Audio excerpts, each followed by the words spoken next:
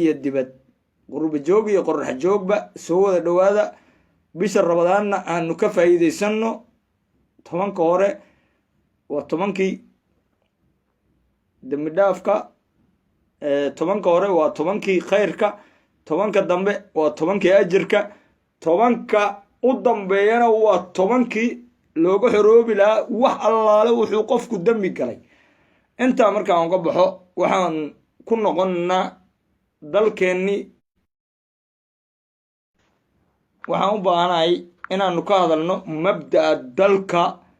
soomaaliyeed ee loo yaqaano soomaalida ogaadeynaya ama Somali state ama Somali galbeed hadba nin walba wuxuu u yaqaan sheer iyo leegana inoogu qabta walaalayaal qaali waxaan leeyahay arrinkan uu Mustafa Cagjar meesha ka wado dee wax socon karaa maaha xisbiyadii doorashadoo dhan baa dhigay maxaad u maleynaysaan xisbiyada doorashada oo ka kooban 5 xisbi marka ay joojiyeen arrinkan oromadina ay gobolkoodii gooni iskaga celiyeen abi iyo xisbigiisiba amxaaro inay jigjiga ka odayso soo qalad naguma ah ma waxaanu leenahay absamaan nahay mise ogaadeen baa nahay miyese waxaanu nahay soomaali baanu nahay aamina xisbiga barwaaqo xisbiga midnimada soomaaliyeed xisbiga onelf xisbiyadii soo halgamay oo dhan baa caawa dhulkoodii lagu gumaysanaya lagu ciilaya Mustafa Cagjar dee tani meelay ka soconaysaa ma jirto marka intaa soo yar raacaysaan walaalayaal qaali waxaan igu soo dhaweynayaa madaxweyne walba sidaad u garataan nooca uu shaqeeyo iyo waxa uu yahay iyo asalkiisi meesha laga keenay kaas waa aqoon-yahan isdhiinna waa kii shalay aabi iyo walaalkiiba gaariga sida jawaankii looga tuuray asna sida jawaankii baa jigjiga loo keenay maanta waa dad impossible waa waxaan dhici karin British language house baan ku hadlaynaa inaanu isfahanno isku daya ilmaada reer waxaan leeyahay share your like waxaanu ka hadlaynaa oo arrinka doorashada xalaasha ku dhacaya wiilka jigjiga ku dhashay iyo kan qabri bayax ku dhashay iyo kan ku dhashay goday gacalo iyo kan ku dhashay garow agtiisa rabbaab la xuduud ah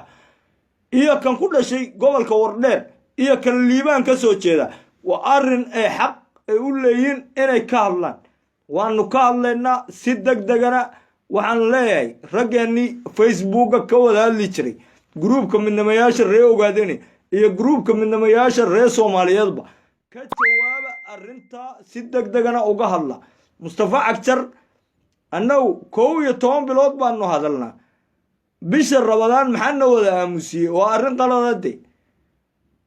ma aynaanu wada aamusno marka isoo raaca inta isoo raacaysaana waan wada salaamaya guuliyo gobonimo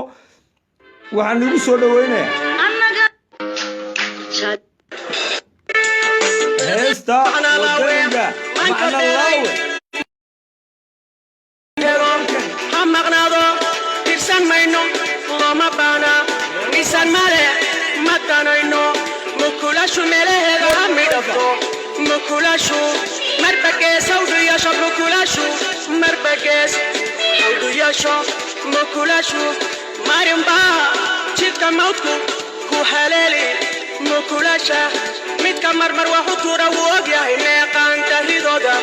wuu ogyahay midka marmar waxu tuura wuu ogyahay meeqaan tahridooda wuu ogyahay magacyada lagu yeedho soomaalida maanta mergiyo xun maxan cuna mindhimana marabida maskaxlaawe matashade melku jooge laga maran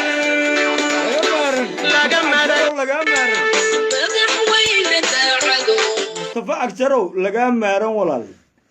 ama diid ama yeel ama dantaada raac ama mid kale laymo xisbiyadii dhammaan xilki way wada dhigeen 5 casho gudahood bay qabsadeen maanta 4 casho ka dhiman xisbiyadaasi waxay ka soo wada jeedaan dhulka Soomaalida loo yaqaan Somali galbeed ama Soomaalida ogaadeen codkaasi waa codka ugu sareeya ay qof bini'aadana uu kaga hadli karo social media u maleynaya dhulkani barwaaqa male abi axmedna male abi axmed dadkiisi baa nacaladay oo diiday maxaa ku dhibaateeyey war sheer iyo layga ku qabtay ilmaadeerayaal maxaa ku diiday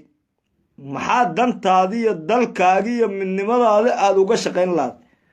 waan isoo wada qabanayaa bulshooy igan raalliaada haddaan soo galay waxaan rabaa mabda aanu u soconna inaanu ka hadal waa dhagax buur waxa ka dhacaya waad aragtaa gobolkii qoraxay waad eegaysa goday gacalo caasimadii dhammayd ee soomaali oo dhan ay wada lahayd ee hooyadii soomaaliyeed ahayd baa shantii xisbiba alaabihii kuu daadiyeen waa maxay kartoonkan yar ee la qaadanayee guryaha dadka inta loogu geeyay xisbiga barwaaqo ma ka mid tahay doorashada ma soo gelaysaa taayaa kaa yeelay mustafa taasi dee inay leegi doqonka ay caloosha weynaaba lama iman jirin adoo sakaraada la yimid waa maanta war waa waxaan lagaa qaadanayn war waxaana aamini karayn war dadku waa dad is wada yaqaan ilma adeer waa inta istaqaanaa laya nacaskoodana waa kuwii gartaa reeraan nacas ka dhalalna ma jira iyo mid doqona maadaama adiga aad etoobiya maanta taageersan tahay shalayna because mariya jeelku ku jiro mid ka xun baad geli wallaahi bil rabadaan baa lagu jiraa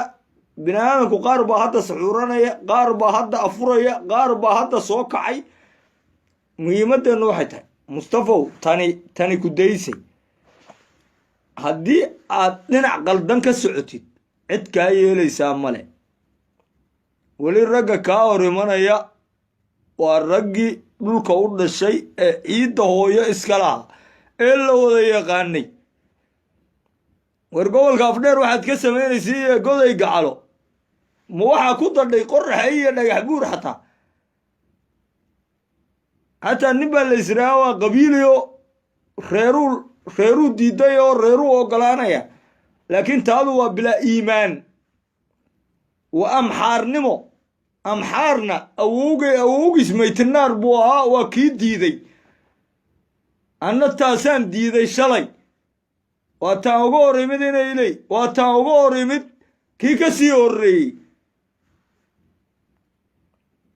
war maanta cid kaa yeelaysa dhallinyarada doorashada u soo baxday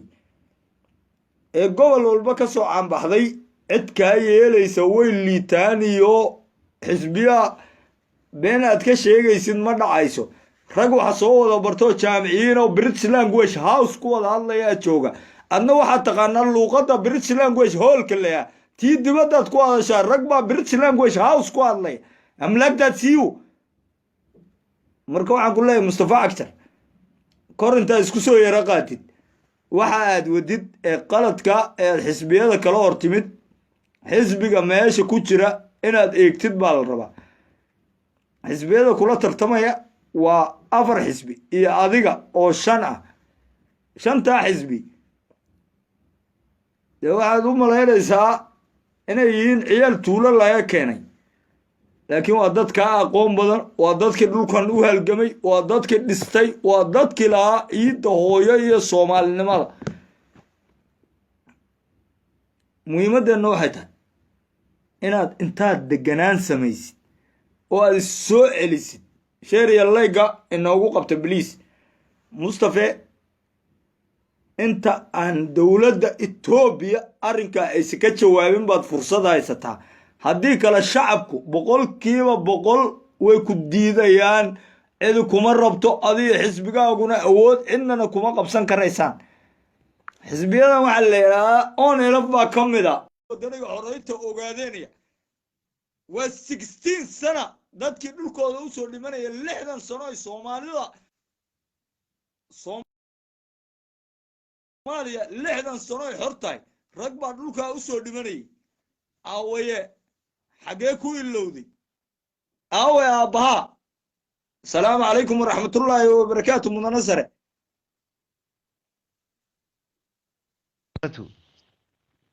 waa ku maqalnaa mudane sare ku soco iyo aad iyo aad baad u mahadsan tahay ma lay maqlaa horta aad iyo aad baa lagu maqlaa ku soco mudane sare kolley niyo waddankan weeyaan xisbiyaha ka jira xisbiga maanta magacno ama awoodda leh ama dee meesha inuu qabsado waa la iska wada fahansan yahay balse laakiin wixii isagu dhibaato wada iyo wixii magaran hordhac yimaada iyo wixii magaran dee farsamadu halka ka cagiranta dhan waa la iska wada arkaa ma garata okay sidee wax u dhacayaan inta aad ka warqabtid inooga waran maxaa ka dhacaya magaalada dhagax buur maxaa ka dhacaya gobolka qorraxay maxaa ka dhacaya caasimadii jigjiga maxaa ka dhacaya goday gacalo maxaa ka socda wardheer maxaa ka dhacaya afdheer iyo liibaan maxaa ka dhacaya degmooyinka ugu qaalisaneed ee xuduudda ku taallay wajaale ee la yidhaahdo qabri bayax sidee wax u dhacayaan sidee wax u socdaan bal nooga waran niyo horta iyo hilmaa hadal kuma jiro ilaa gobolka city waxa ka dhacaya inoo sheeg horta waddanka weligiiba weligiiba wuu ka dhici jiray weligiiba wax uu ka soo dhici jiray balse laakiin haddana maanta fursadda aynu haysano iyo say farsamadu tahay dee kolley anigoo aan kusii fogaanayn haddana waa iska wada garanaya arkaysaa maqlaysa aayad qur-aan baa janno iyo cadaab waa la arkaa de maya xaq baad u leedahay inaad yaro kacdidood ka hadashid wixii xaqiiqa oo aad haysid ood shacabkaaga aad u dhegeyso anigu xaqiiqada ku soco waan ku maqlaa walaalkay marka waxa weeye deegaankeenna maanta